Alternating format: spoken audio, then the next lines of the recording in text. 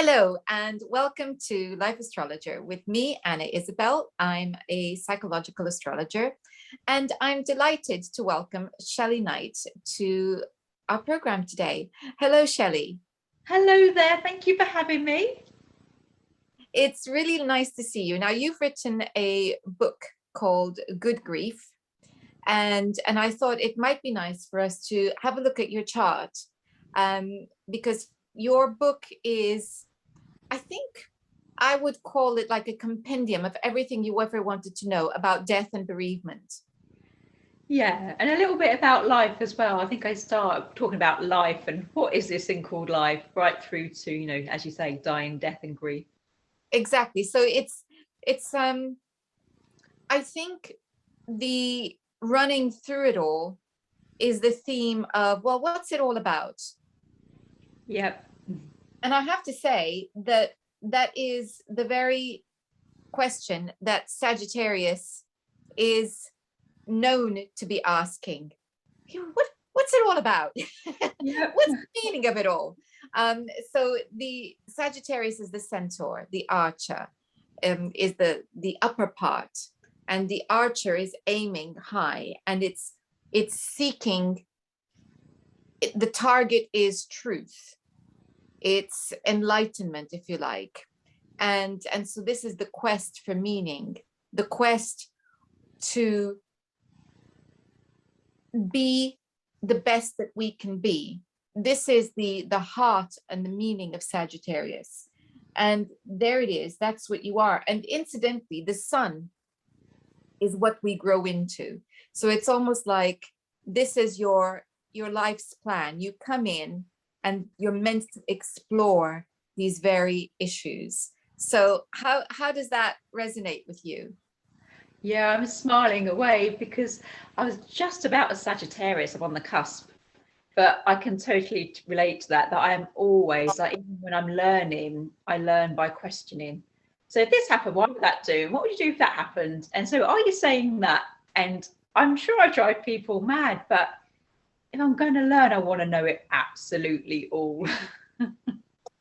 Exactly. And it's that need. Now, interestingly, we were talking about the sun being what you grow into and the plan that you're meant to be developing. But the moon is interesting too, because the moon is about our instinct and where we're coming from. And your moon is in Scorpio. And Scorpio is the sign we most associate with death and the dark stuff of life. Oh, wow. And so your book is like a synthesis of your journey of it is a synthesis. It's a synthesis because it's everything you've learned in your career across time. But it's an expression of the synthesis of what's happened within you, the growth that's happened within you. So you're going along in life and you're noticing this and you're noticing that and you're learning this and you're learning that. And then you're going, oh yeah, well, yes, but what does this mean? Or what does that mean? I think I'd better learn more. And off you go. And so I think this is a beautiful expression of the plan that you were born with and the map that you came in with. So how does that feel? Absolutely beautiful. I love it. I know when it's got a very long title, it's Good Grief, the A to Z approach of modern day grief healing, was about to come out. It's like the 6-month countdown and it's all happening behind the scenes. And I had little moments of sort of like panic thinking, oh my goodness, it's quite controversial because I've gone on this journey from like the clinical to the spiritual.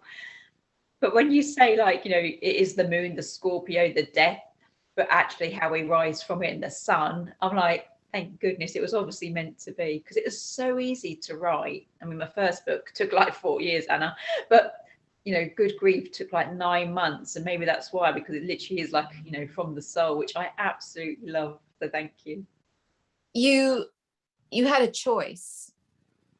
You could have written a book that had no breath of of spirituality within it.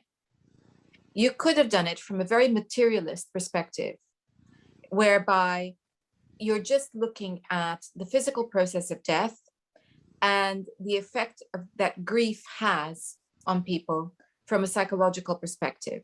But that would have been a big sellout, because that's not who you are and that's not how you see it.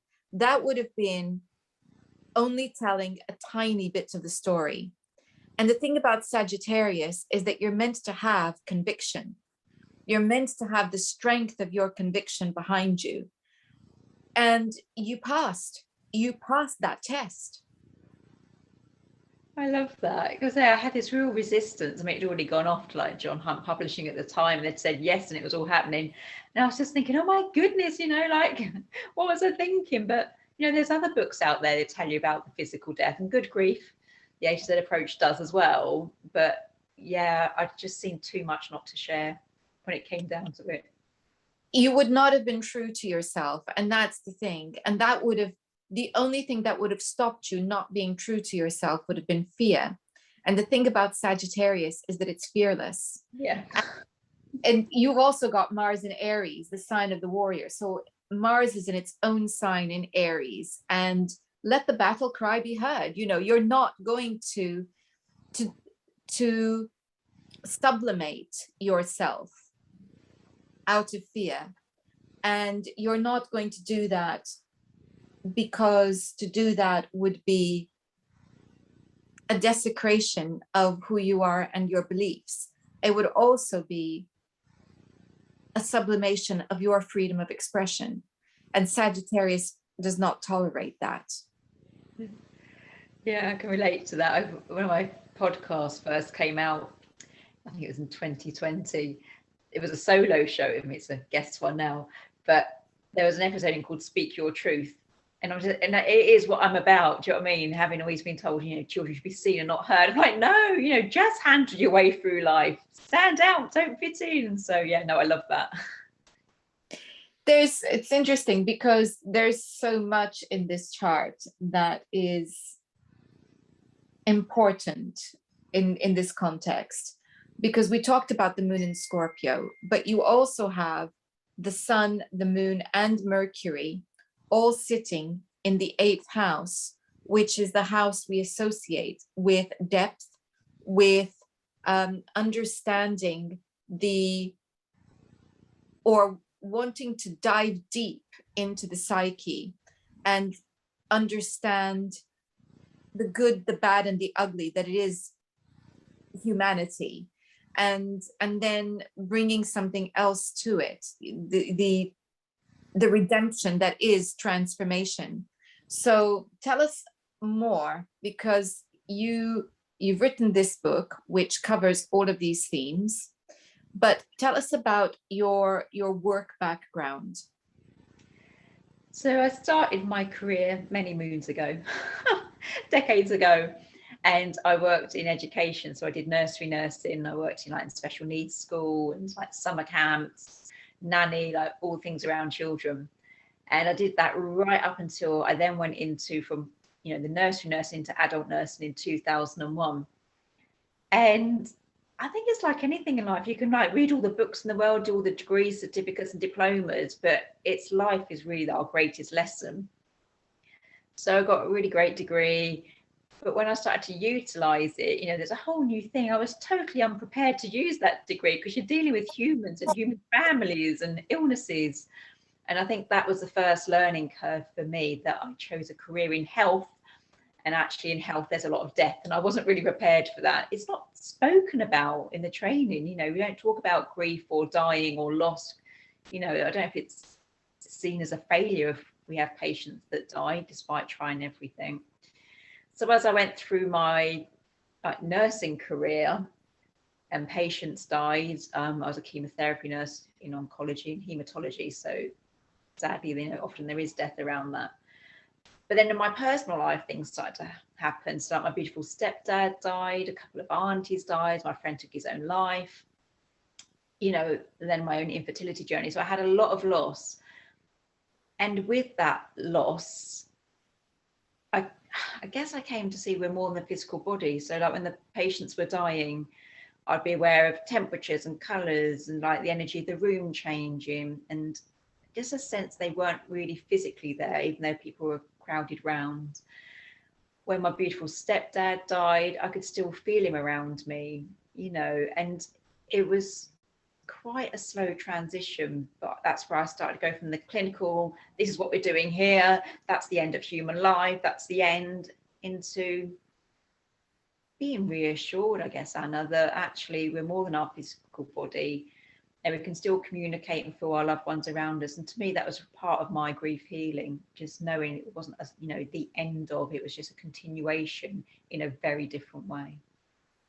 Yes, and I think you mentioned the word loss there, which is probably one of the most important words we associate with the eighth house.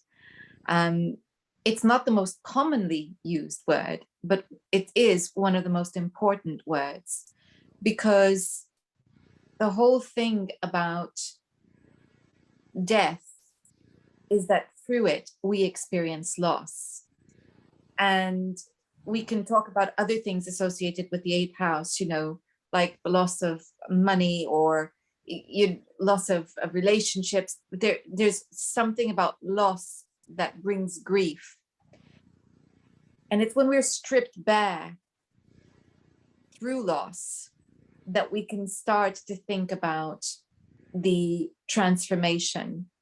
And so this is the process. And I think you had this plan.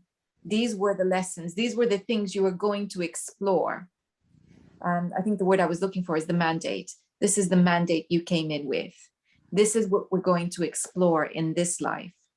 Because your moon's in Scorpio, there's such an emphasis on the eighth house that you can't escape it. And then there's something else too, which I think is very interesting.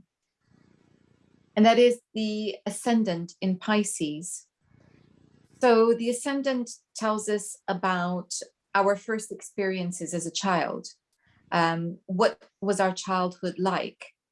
And there's a number of things we could say about that. It could be the experiencing life as an orphan. So the child who's neglected, the child who literally is an orphan, or perhaps has a big spell of their childhood in hospital. Or it might simply be that this is a child who's got a very vivid imagination and is constantly in a fantasy world, or whose adults are in some way inaccessible. But what that does is all of those experiences, whichever form your childhood takes, what they're doing is they are doing two things. Firstly, the membrane that exists between us and others is very thin or non-existent, so that there is no healthy development of boundaries. So the child is tuned in too much so. And the second is a turning inward, a wanting to explore a rich inner world, because the outside world is either inaccessible or inhospitable. So how do you feel listening to that? Yeah, so my parents were around. I mean, they did separate when I was 8. That number coming up again, isn't it? Number 8. But I had a really active imagination. And I think it might be because I am an only child that I'd spent a lot of time in my inner world. And I still love that now. I mean, like, you know, nearing 50, but I still love time alone with myself, my imagination, my inner world. It's still part of my sanity, really. Like every morning, I was set an alarm and get up before, you know, a good half hour to an hour before everyone else in the house, because I just think, I guess I'm trying to say is like the answers are within us, and that's really important to me, that I can actually have that quiet to hear the answers before, like, you know, the dog needs feeding, the fish, the 4 children and things like that. So yeah, as a child, I remember having like imaginative play on my own, like very sensory, like with the sand or playing in the garden or drawing. And I'm still like that now. I still like my Shelley playtime. Yeah, because I think the thing is that kind of sensitivity, you need to withdraw from the world because you need a break from it. Yeah, I do. And It gets a bit peoply, doesn't it? I think, you know, if you come from a home in which the parents divorce, clearly there's tension there that you would have been very attuned to. Kind of went on around me that I never heard them row. No, They but just kind of parted, and it was very confusing as a child, I must say, Hannah. But so yeah, there was no tension there. There was tension afterwards because, you know, mind games of adults, which I shouldn't do as a child in the middle.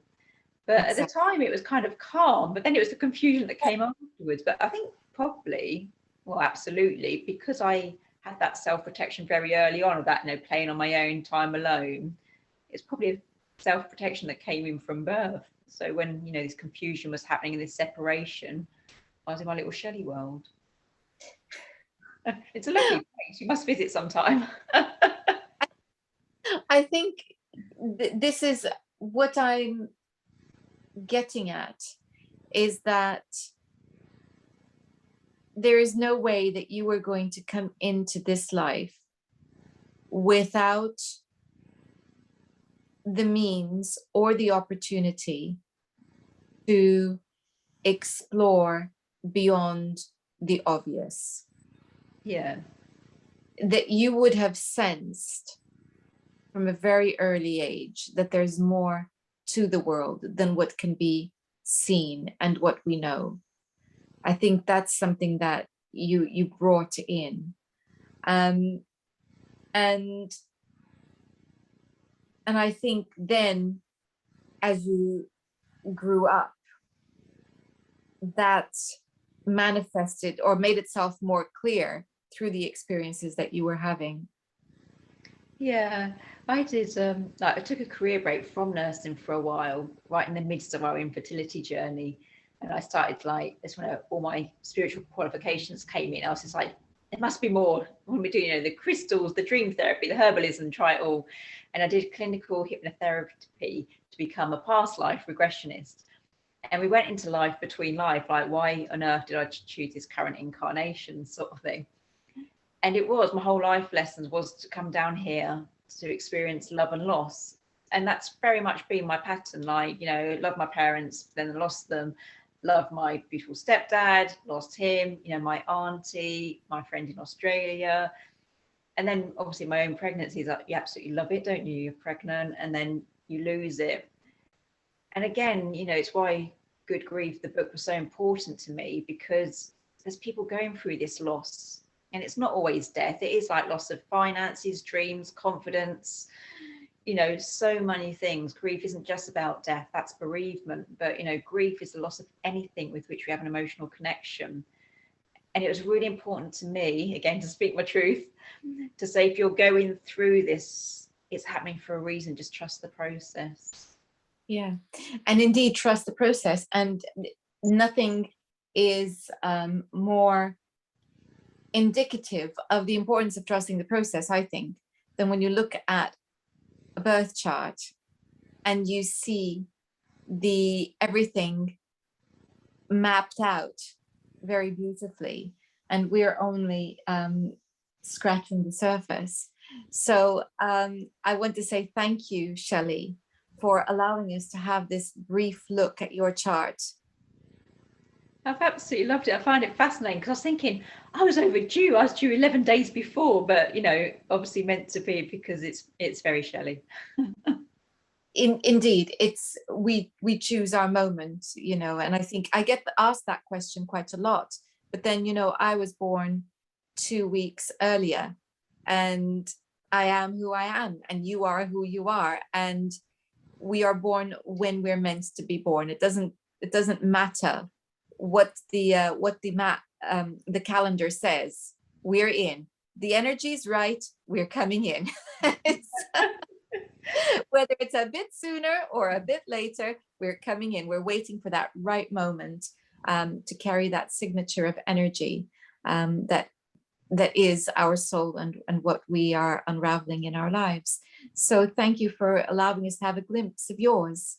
Thank you. But really blessed. Thank you.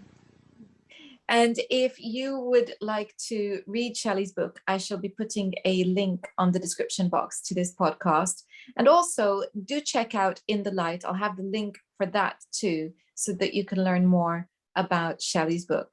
Until next time, goodbye.